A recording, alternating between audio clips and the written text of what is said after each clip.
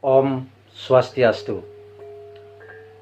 Anak-anak, saudara-saudara, dan rekan-rekan sekalian, selamat berjumpa kembali dengan saya, Wayan Tusti Adnyana, di Tusti Channel. Pada video pembelajaran kali ini, saya akan membawakan materi tentang musik tradisional, khususnya musik tradisional Bali yang kita kenal dengan istilah karawitan Bali. Tujuan dari pemberian materi ini agar supaya generasi muda Bali bangga dan cinta dengan budayanya sendiri. Begitu juga generasi muda Bali mau mempelajari salah satu seni budaya Bali yang adiluhung, yaitu seni karawitan. Alangkah indahnya Pulau Bali ini ketika generasi mudanya pintar menggamel, pandai menari, bisa metembang, begitu juga mampu membawakan atau mempelajari seni Bali yang lain. Anak-anak, saudara-saudara, dan rekan-rekan sekalian, seperti apa dan bagaimana karawitan Bali tersebut? Mari kita ikuti lewat PowerPoint atau materi yang saya share berikut ini. Anak-anak, saudara-saudara, dan rekan-rekan sekalian, kita mulai dari musik tradisional. Jadi pengertian musik tradisional adalah musik yang hidup dan diampu oleh masyarakat tertentu dan diwariskan secara turun-temurun dan tetap dipertahankan. Nah, ini yang menjadi ruang lingkup dari tradisional itu sendiri, di mana dari definisi ini dikatakan bahwa musik yang hidup, jadi ada karya, musik ini ada karya ya, diampu oleh masyarakat tertentu, jadi ada masyarakat pengampunya, dan cara mewariskannya secara turun-temurun, ya, diwariskan secara turun-temurun. Pada umumnya musik tradisional itu lewat oral tradisi atau dari mulut ke mulut, dan yang paling penting adalah tetap dipertahankan. Nah, dari definisi musik tradisional ini ada 3 komponen yang berpengaruh terhadap musik tradisional itu sendiri. Yang pertama adalah seniman. Jadi seniman merupakan pelaku atau artisnya dari musik itu sendiri. Jadi seseorang yang memainkan musik itu adalah senimannya. Nomor 2 adalah musik itu sendiri. Jadi musik itu merupakan karya yang ada di daerah tertentu. Jadi ada artisnya, ada karya, dan yang ketiga adalah masyarakat yang menikmati atau apresiator. Dari ketiga komponen ini, ya, jadi saling berkaitan dan saling membutuhkan. Apa jadinya kalau musik tradisional itu ada, tetapi artisnya atau senimannya tidak ada yang membawakan? Begitu pula apa jadinya kalau ada seniman, musik tidak ada, bahkan sebaliknya. Ya, jadi ada seniman, ada musik, masyarakat tidak ada yang mengampunya atau yang menikmatinya, juga tidak akan sempurna. Jadi semua saling berkaitan. Nah, musik tradisional setiap daerah mempunyai ciri khas masing-masing. Hal tersebut dipengaruhi oleh budaya dan kehidupan di masa lalu. Jadi musik tradisional tersebut masing-masing mempunyai ciri khas, termasuk juga musik Bali. Jadi itu dipengaruhi oleh budaya yang ada di Bali dan kehidupan di masa lalu. Nah, sekarang secara khusus kita membicarakan tentang musik tradisional Bali yang disebut dengan karawitan. Apa itu karawitan? Ya, anak-anak, rekan-rekan dan saudara-saudara sekalian. Jadi ini definisi karawitan. Karawitan adalah seni suara vokal dan instrumental yang berlaras, pelok, dan slendro. Jadi definisi karawitan ini saya ambil dari buku Pengantar Karawitan Bali yang disusun oleh Iwayan Dibio. Dari definisi karawitan ini, jadi ada beberapa komponen penting yang ada di dalamnya, ya. Satu adalah seni suara vokal. Jadi salah satu komponen dari karawitan itu adalah seni suara vokal. Selanjutnya adalah seni suara instrumental. Dalam hal ini, seni suara instrumental di Bali kita sebut dengan gamelan Bali. Dan yang ketiga adalah laras. Laras yang digunakan adalah laras pelok dan laras slendro. Jadi inilah 3 komponen yang tercakup di dalam karawitan Bali. 3 komponen ini satu persatu akan kita pelajari dan akan kita bahas dalam video pembelajaran kali ini maupun video pembelajaran berikutnya. Nah, sekarang kita bahas satu komponen yang pertama, yaitu suara atau seni suara vokal atau tembang. Seni suara vokal di Bali lazim disebut dengan tembang, ya, sehingga orang yang membawakan lagu Bali atau lagu-lagu yang ada di daerah Bali sering disebut dengan menembangkan lagu. Ya, ini definisi dari tembang. Tembang itu merupakan perwujudan rasa keindahan yang ada di dalam diri manusia melalui vokal. Jadi tembang itu tidak sekedar bernyanyi, tidak sekedar nyanyian, tetapi tembang merupakan perwujudan rasa keindahan yang ada di dalam diri manusia melalui suara vokal. Ya, jadi estetika dari seni suara itu medianya adalah seni suara. Rasa keindahan itu diwujudkan dalam seni suara. Itulah tembang. Nah, tembang tidak sekedar nyanyian. Di Bali, tembang memiliki fungsi tersendiri. Fungsi yang pertama adalah untuk memuja Tuhan. Dalam rasa spiritualitas manusia, berbagai cara dilakukan untuk bisa memuja Tuhan, salah satunya dengan tembang atau nyanyian. Nomor 2, fungsi tembang adalah mengiringi upacara adat dan agama. Nah, upacara adat dan agama di Bali itu salah satunya diiringi oleh tembang atau nyanyian itu sendiri, karena di Bali setiap upacara adat dan agama menganut yang namanya Panca Gita. Salah satu dari Panca Gita itu adalah tembang atau nyanyian. Nomor 3, fungsi tembang sebagai seni pertunjukan. Nah, berbagai seni pertunjukan di Bali menggunakan tembang sebagai medianya. Seperti misalnya drama tari Arja, 80% dialognya mempergunakan tembang.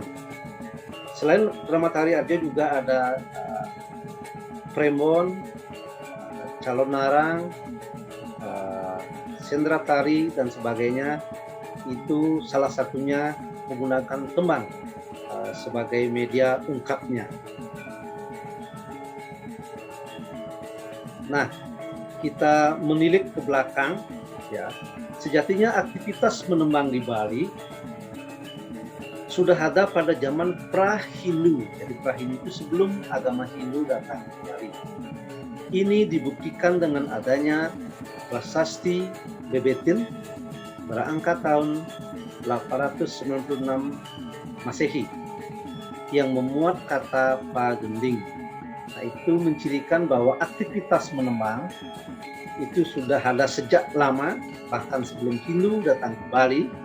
Ini terbukti di prasasti Bebetin ada kata pagending, karena gending itu artinya nyanyian atau tembang. Nah, sekarang kita lanjut dengan klasifikasi tembang di Bali. Nah, kenapa kita klasifikasikan?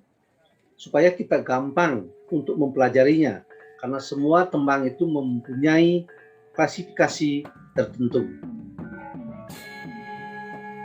Nah, klasifikasi tembang di Bali itu jadi berdasarkan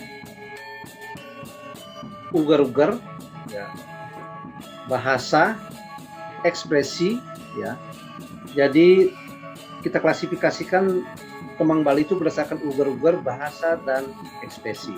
Nah, berdasarkan ini, tembang Bali digolongkan menjadi 4 golongan. Yang pertama adalah sekadare atau lagu anak-anak. Yang kedua adalah sekar alit atau pupuh atau macepat. Nomor 3 adalah sekar madio atau kidung. Nomor 4 adalah sekar agung atau kekawin.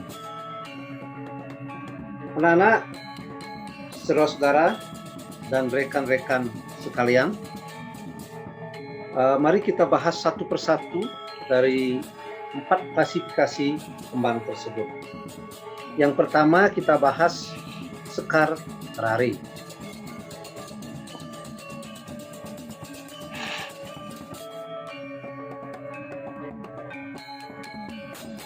Sekar rari di Bali disebut juga lagu rakyat atau folk song dan lagu anak-anak, ya. Meskipun berupa lagu rakyat maupun lagu anak-anak, tapi setiap lirik mengandung filosofi yang tinggi.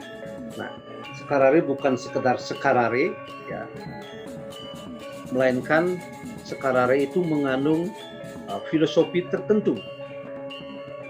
Karena di setiap lirik, di setiap kata itu bukan berarti tidak mengandung makna. Itu mengandung filosofi yang tinggi. Nanti di suatu kesempatan kita akan telaah atau kita akan teliti dari sekarare tersebut yang berkaitan dengan filosofi yang dimaksud. Nah, kadang-kadang sekarare juga disebut dengan dolanan, dalam bahasa Jawa sama dengan permainan. Sekarare memiliki ciri-ciri tertentu, ada ciri-ciri khusus. Yang pertama adalah lagunya sederhana. Jadi kenapa sederhana? Biar anak-anak bisa melakukannya, ya, bisa ditangkap dengan mudah oleh anak-anak. Memakai bahasa Bali lumrah, ini juga untuk memudahkan anak-anak memahaminya. Nomor 3, bersifat dinamis dan gembira, sesuai dengan karakter dari anak-anak itu bersifat dinamis dan gembira. Nomor 4, dilakukan sambil bermain. Jadi sekarare ini dilakukan atau dinyanyikan sambil bermain. Contoh misalnya bermain meong-meong, buak maling taluh, poh-pohan, dan sebagainya. Dan yang terakhir dari ciri sekarare, tidak diikat oleh hukum atau uger-uger, jadi bersifat bebas. Ya, jenis-jenis sekarare atau jenis-jenis lagu sekarare yang berkembang di Bali ada gadong dau, meong-meong, juru pencar, semut-semut api, ratu anom, ongke-ongke-ongke, pul sinoge, kaki-kaki, di jebulan, dan lain-lain. Nah, Ini salah satu contoh dari lagu Sekarare, itu saya ambil dari lagu Dadong Dauh. Ya, liriknya seperti itu. Nanti secara khusus di video berikutnya kita akan demonstrasikan. Anak-anak, saudara-saudara, dan rekan-rekan sekalian, kita lanjut materinya dengan sekar alit. Nah, sekar alit di Bali disebut dengan pupuh atau macepat. Macepat itu dibaca 4-4, jadi dibaca setiap 4 suku kata. Seperti tembang yang lain, sekar alit juga memiliki ciri-ciri. Yang pertama adalah sangat terikat oleh hukum Padolingso. Hukum Padolingso itu terdiri dari guru wilang dan guru dingdong. Nomor 2, dibaca ataupun mengalang kata setiap 4 suku kata. Jadi apabila ada 8 suku kata, jadi dipengal 2 kali. 4 suku kata pertama dan 4 suku kata kedua. Nomor 3, dari ciri sekar alit ini adalah dibaca atau ditembangkan sambil mebebasan. Mebebasan atau diartikan.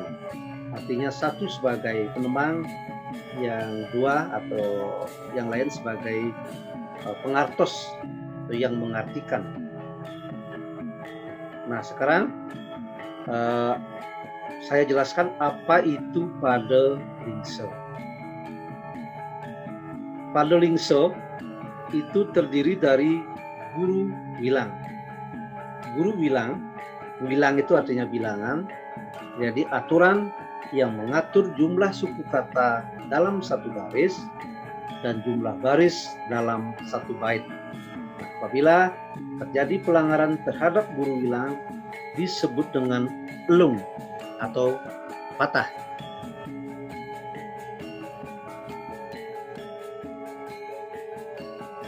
Nomor 2, Padolingso itu terdiri dari guru wilang dan guru dingdong. Guru dingdong itu adalah aturan yang mengatur jatuhnya huruf vokal di setiap akhir baris. Nah, pelanggaran terhadap guru dingdong disebut dengan nganang. Nah, nanti saya akan jelaskan, termasuk juga memberikan contoh sekar alit yang ada. Nah, ini saya berikan jenis-jenis tembang macepat yang berkembang di Bali. Itu saya ambil dari 9 pupuh, maaf. Yang pertama pupuh sinom. Ya, saya jelaskan uger-uger atau Padolingso tentang pupuh sinom. Pupuh sinom itu terdiri dari 10 baris. Jadi dalam satu bait terdiri dari 10 baris. Jadi tidak 9, tidak 8 dan sebagainya. Itu tidak boleh dilanggar ya, anak-anak, saudara-saudara. Baris pertama terdiri dari 8 suku kata yang diakhiri dengan vokal A. Jadi 8 ini guru wilang, A ini guru dingdong. Inilah yang tidak boleh dilanggar. Itu juga cukupnya 8I. Bagaimana kalau ini 7? Nah, itu akan menjadi elung dia. Atau ini A-nya diganti dengan U, menjadi ngandang. Karena ini sudah ketentuan hukum atau uger-uger Padolingso yang tidak boleh dilanggar. Nah, nanti kita akan praktekkan secara khusus. Saya akan demokan seperti apa macepat itu. Ya, ini ada pupuh sinom. Saya ambil dari geguritan tam-tam. Ini sudah memenuhi kriteria dari Padolingso itu sendiri. Ini 8A, 8I, dan sebagainya. Nanti secara khusus saya akan praktekkan di video berikutnya. Anak-anak, saudara-saudara, dan rekan-rekan sekalian, kita akan lanjut materinya dengan sekar madya. Jadi sekar madya diperkirakan datang dari Jawa pada abad ke-16. Tapi dalam perkembangannya, Kidung atau Sekar Madio telah banyak tulis dan hidup di Bali. Sekar Madio juga memiliki ciri-ciri tertentu. Yang pertama adalah mempergunakan bahasa Jawa Tengahan. Bahasa Jawa Tengahan yang dimaksud bukan Jawa Tengah, tetapi ini menyangkut tentang periodisasi atau waktu. Ada Jawa kuno, Jawa Tengahan, dan Jawa yang baru. Ciri-ciri berikutnya mempergunakan laras pelok saih pitu dengan 5 nada pokok dan 2 nada sisipan atau kemero. Selanjutnya dimainkan atau dinyanyikan dengan perseorangan atau berkelompok. Modulasi atau perubahan tangan nada sering terjadi. Ya, itulah ciri-ciri dari Kidung atau Sekar Madio itu sendiri. Selanjutnya saya lanjutkan dengan bagian-bagian Sekar Madio atau Kidung. Itu mempunyai bagian-bagian. Yang pertama namanya pengawit atau pembuka. Bagian kedua pemawak atau bagian yang pendek. Nomor 3 adalah penawel atau bagian yang panjang.